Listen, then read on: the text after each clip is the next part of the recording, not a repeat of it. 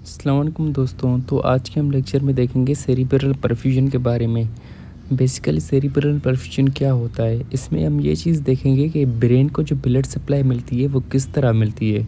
वैसे तो ये सेरिब्रल आर्टरीज़ में ही मिलती है, पर बेसिकली उसकी जो है ऑटो रेगुलेशन किस तरह होती है। हमारी सिस्टमेटिक सर्कुलेशन में तो हाइपरटेंशन, हाइपोटेंशन ये सारी चीज़ें चल रही होती है, जिसकी वजह से ब्लड सप्लाई कभी ज़्यादा हो जाएगी, कभी कम हो जाएगी। और ब्रेन को तो कांस्टेंट ब्लड सप्लाई चाहिए होती है, ठीक है। तो क्योंकि ब्रेन एक वाइटल ऑर्गन है, ठीक है, उसको कांस्टेंट ब्रेन के ब्लड की सप्लाई चाहिए ही चाहिए।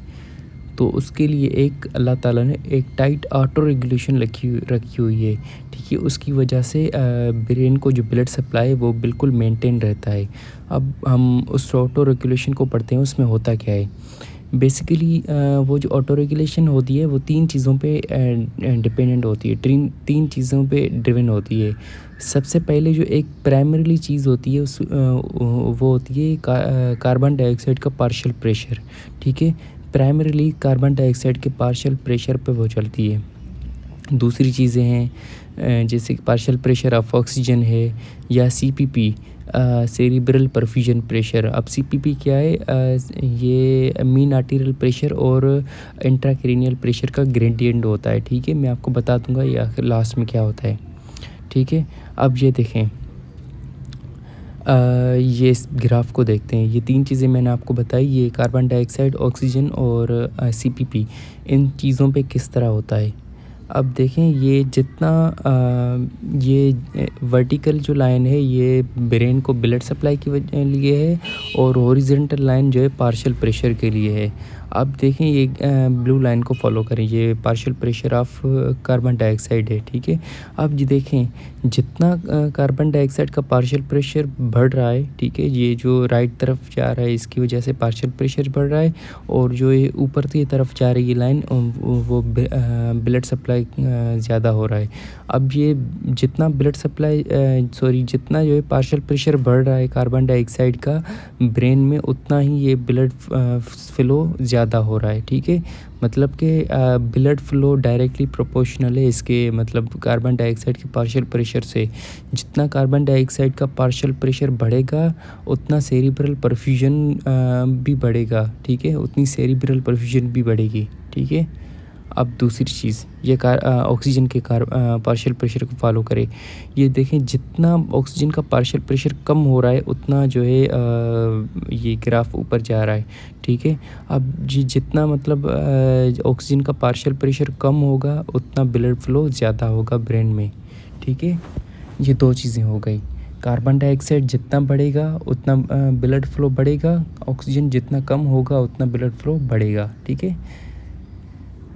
तीसरी चीज़, अब मीन सीपीपी क्या होता है, cerebral perfusion pressure. Cerebral perfusion pressure एक ग्रेडियंट होता है मीन आर्टीरियल प्रेशर और जो है इंट्राक्रैनियल प्रेशर में के बीच में। मैं आपको समझा देता हूँ। बेसिकली इसमें होता क्या है, आर्टरी होती है, ठीक है। मीन आर्टीरियल प्रेशर जो है, आर्टीरियल का ब्लड सप्लाई होता है ना, तो वो हमेशा जो है आईसीपी इंट्राक्रैनियल प्रेशर से ज़्यादा होता है।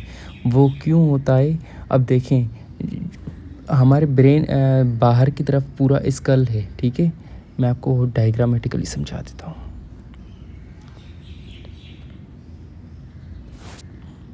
अब देखें, ये बाहर की तरफ पूरा स्कल है, ठीक है। बीच में जो है ये आर्टरी है हमारी, ठीक है, ये आर्टरी है,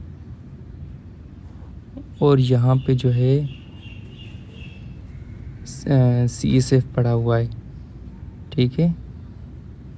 अब जितना CSF का प्रेशर ज़्यादा होगा वो उतना जो है आर्टरी को दबाएगी, ठीक है। जितना आर्टरी दबेगी उतना जो है उसका ल्यूमिन कम होगा, जितना उसका ल्यूमिन कम होगा उतना ही उस ब्लड सप्लाई कम होगी, ठीक है। ये चीज़ होती है। अब आप इमेजिन करें, अगर इंट्राक्रैनियल प्रेशर ज़्यादा होगा मीन आर्टीरियल प्रेशर से, तो आर्टरी तो पूरी की पूरी दब जाएगी, ठीक है। तो ब्लड सप्लाई कहाँ होगी, ठीक है, तब ब्लड सप्लाई नहीं हो सकती, ठीक है। ये होता है सेरिब्रल परफ्यूजन प्रेशर, ठीक है, gradient between mean arterial pressure और उसमें, ठीक है। अब फॉर सपोज़ करें जितना जो है सीपीपी ग्रेडियंट सीपीपी जितना ज़्यादा होगा उतना ही ब्लड फ़्लो अच्छा होगा, जितना सीपीपी कम होगा उतना ब्लड फ़्लो कम ख़राब होगा, ठीक है। ये चीज़ होती है। ऑक्सीजन सॉरी कार्बन डाइऑक्साइड जितना ज़्यादा होगा उतना ब्लड फ़्लो ज़्यादा होगा, और सीपीपी जितना ज़्यादा होगा उतना ब्लड फ़्लो ज़्यादा होगा। ऑक्सीजन जितना कम होगा उतना जो है ब्लड फ़्लो ज़्यादा होगा, ठीक है। ये 3 चीज़ें आपने समझ ली। अब देखें,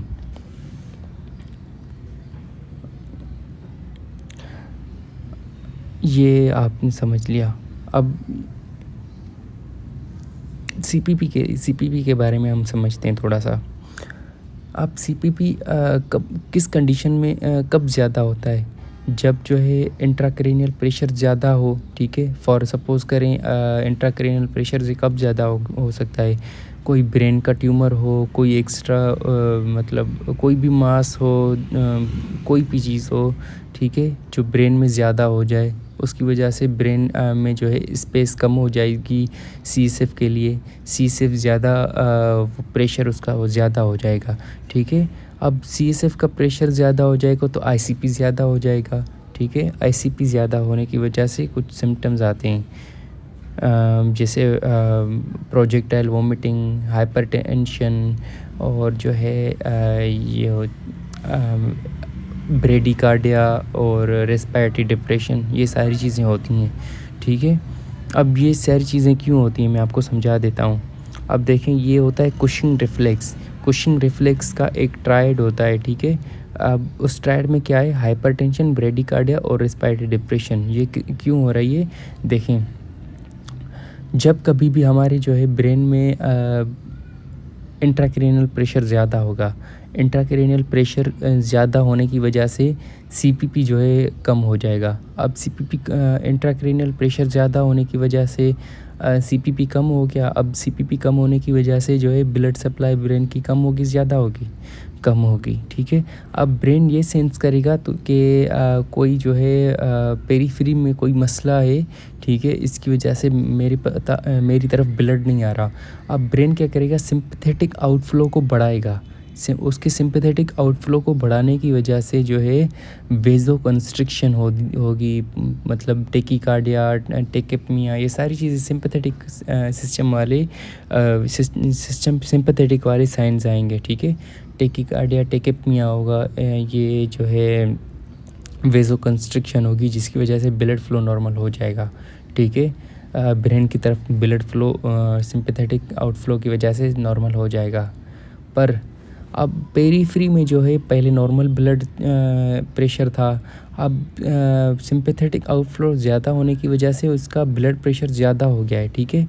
अब ब्लड प्रेशर ज़्यादा होने की वजह से जो है पेरीफ्री में जो है वो कीमो रिसेप्टर थे, बेरो रिसेप्टर थे, वो क्या सेंस करेंगे कि ब्लड प्रेशर ज़्यादा हो गया है।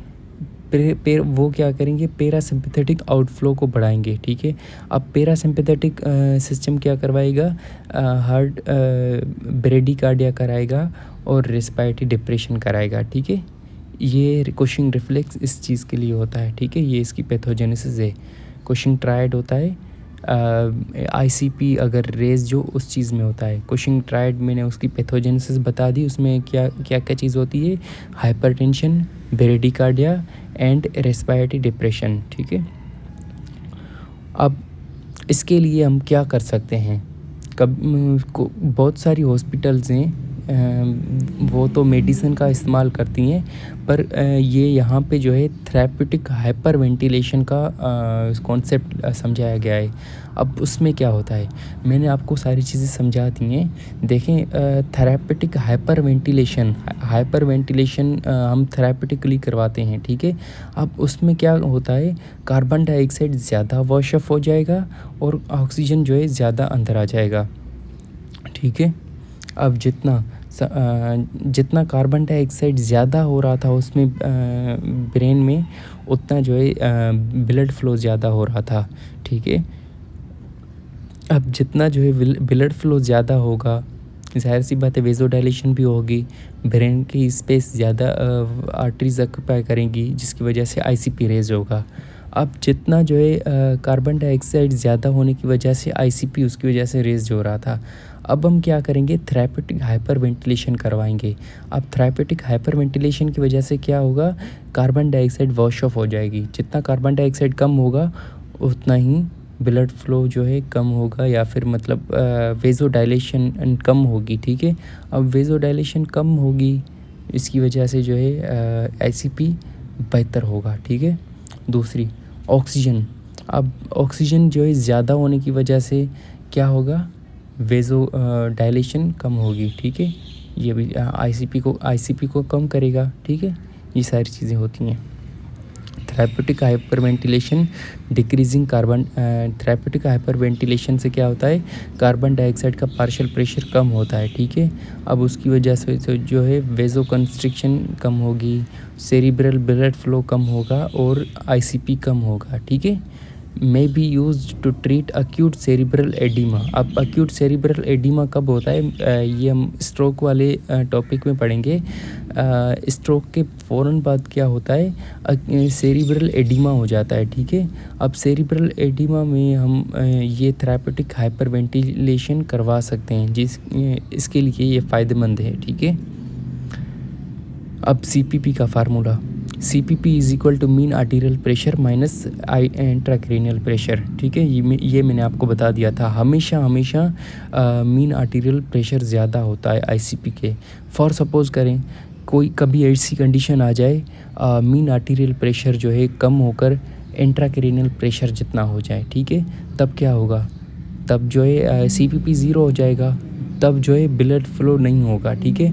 अब अगर ब्लड फ्लो नहीं होगा, सेरिब्रल परफ्यूजन नहीं होगी, तो ब्रेन की डेथ हो जाएगी, ठीक है। या फिर ब्रेन डेथ होगी, जिस कंडीशन को हम कोमा कह सकते हैं, या ब्रेन एसएम रिफ्लेक्सेस एब्सेंट होंगे, या एपनिया हो सकता है, ठीक है। अब ये सारी चीज़ें मैंने आपको बता दी हैं। हाइपोक्सीमिया इंक्रीजेज सीपीपी, और CPP is directly proportional to carbon dioxide partial pressure, ठीक है। ये सारी चीज़ें हो गई हैं, ठीक है। अगर कोई भी सवाल हो पूछ लीजिएगा। Thank you.